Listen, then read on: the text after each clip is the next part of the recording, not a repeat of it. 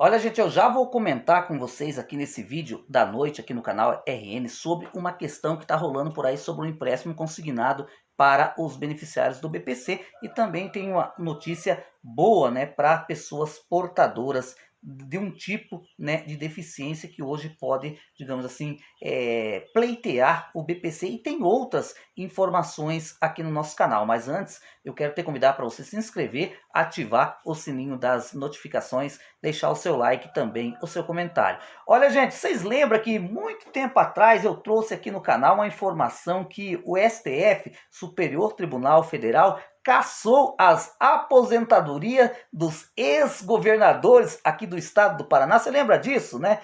Na época eu falei assim, olha, gente, é legal, tá na lei, né? Tá previsto em lei, mas só que pode ser legal, mas é imoral, né? Lembra que eu falei exatamente isso? Pois é. Né, os ex-governadores, eles entraram na justiça, recorreram e o STF resolveu devolver as aposentadorias dos ex-governadores aqui do estado do Paraná. Sabe quanto que os coitadinhos, né, os nossos queridos ex-governadores aqui do Paraná vão receber, vão continuar recebendo sua aposentadoria? R$ 34.000. Pois é, gente, como que esse Brasil é desigual, né?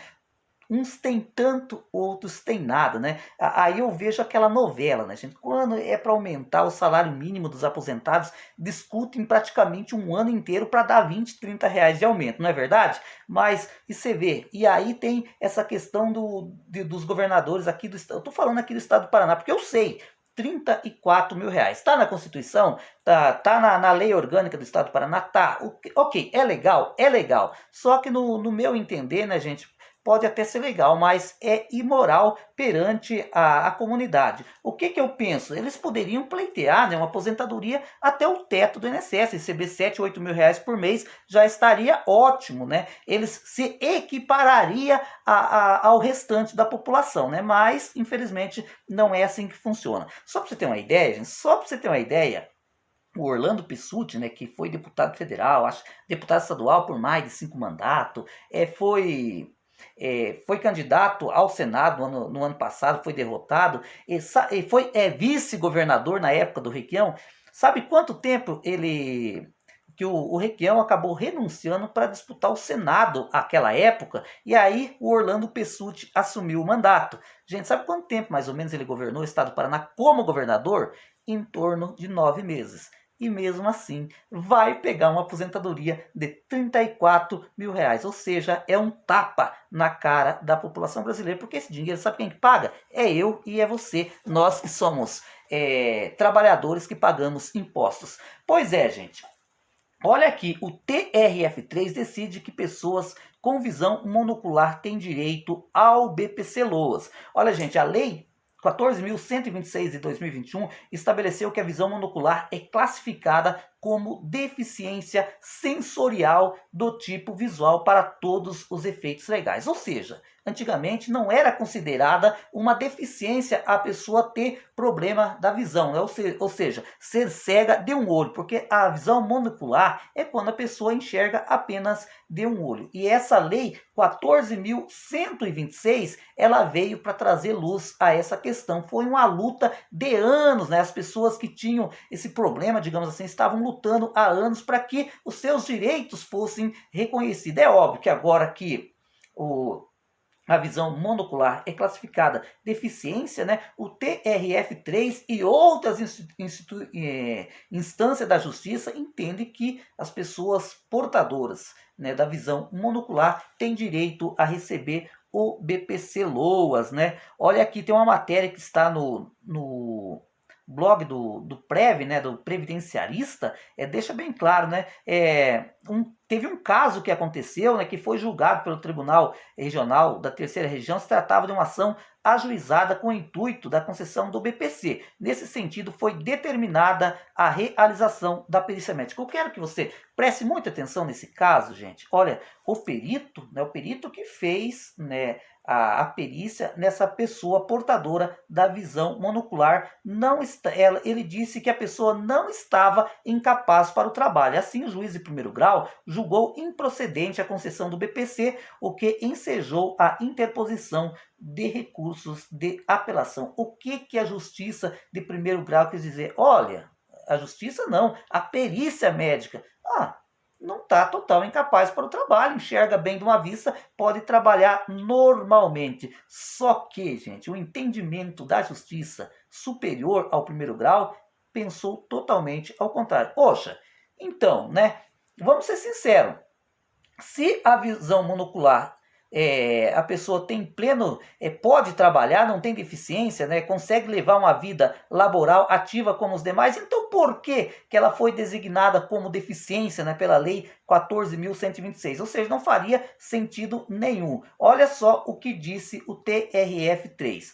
Nesse contexto, o TRF3, ao julgar a apelação, decidiu que, em que pese o perito médico tenha afirmado a ausência de incapacidade para o trabalho para a vida independente, tem-se que a cegueira monocular é doença classificada como deficiência para os fins de direito conforme a Lei 14.126 de 2021. Portanto, a visão monocular é considerada como deficiência para fins de concessão do BPC. Ou seja, nesse caso aqui, a pessoa passou pelo INSS e teve seu pedido negado porque o perito do INSS disse que a mulher ela era capaz para o trabalho. Ou seja, ela tinha condição de trabalhar porque ela ainda tinha uma vista, enxergava bem, né? E depois, na justiça, a justiça pediu uma perícia judicial para essa mulher. O perito da justiça também entendeu que ela tinha total e plena condição de trabalhar. E aí o juiz do TRF3 pegou e interpretou a lei, né, gente? A lei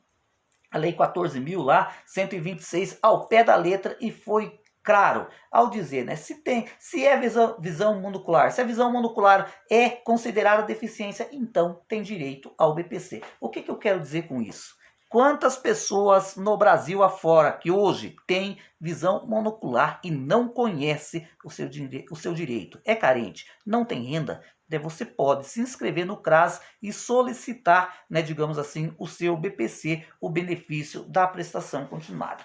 Gente, agora eu quero entrar no tema que eu falei no começo do vídeo que eu ia abordar sobre o empréstimo consignado para o BPC. Todo mundo sabe, né, que no ano de 2022 os beneficiários do BPC tinham direito ao crédito, né? Teve uma medida provisória que foi convertida em lei, ok, tudo bem. Só que quando o presidente Lula entrou, né, ele publicou no Diário Oficial da União a MP, medida provisória 1164 de 2023, ele tirou, né, ele revogou essa possibilidade. Aí, né,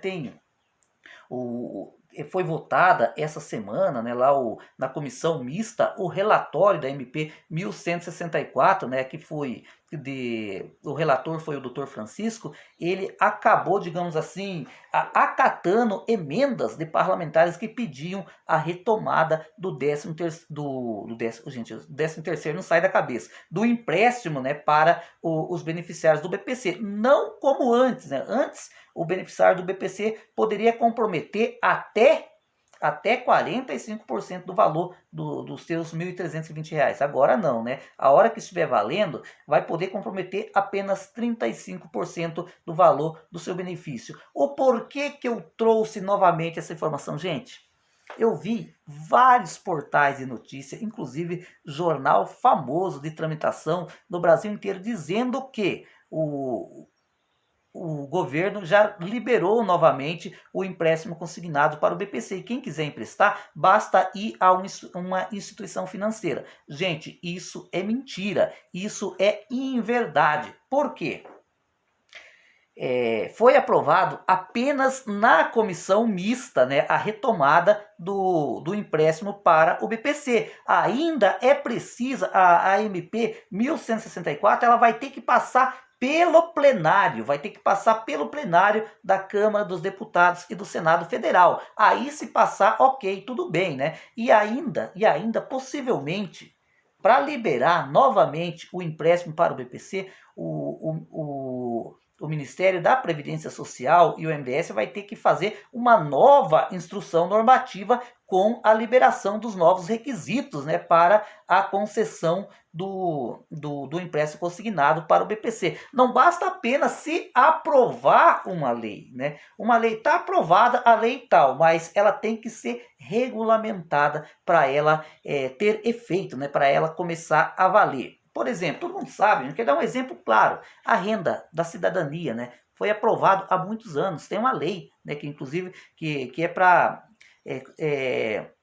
transferir uma espécie de Bolsa Família, de dinheiro, né, para pessoas carentes, né? A lei está aprovada, mas só que até hoje nunca ela foi regulamentada, ou seja, nunca ela funcionou, porque não adianta a lei estar aprovada, ela precisa ser regulamentada. Ou seja, nesse caso do empréstimo consignado para o PPC, o que acontece? Agora vai ter que passar pelo plenário da Câmara, do Senado, se for aprovada, né, depois de sancionada ou promulgada pelo presidente do Senado Federal, ou então sancionado pelo presidente da República, aí sim daí ela entra em vigor. Entrou em vigor, mas só que aí ela precisa ser regulamentada. A partir do momento que ela for regulamentada, que for colocada uma instrução normativa, né, no Diário Oficial da União, aí começa a valer. Então, gente, se você receber esse tipo de informação dizendo que os bancos já voltaram a oferecer crédito ao BPC, por enquanto ainda não. Eu acredito que vai demorar em torno de um mês, mais ou menos, para que seja retomado o empréstimo consignado para o BPC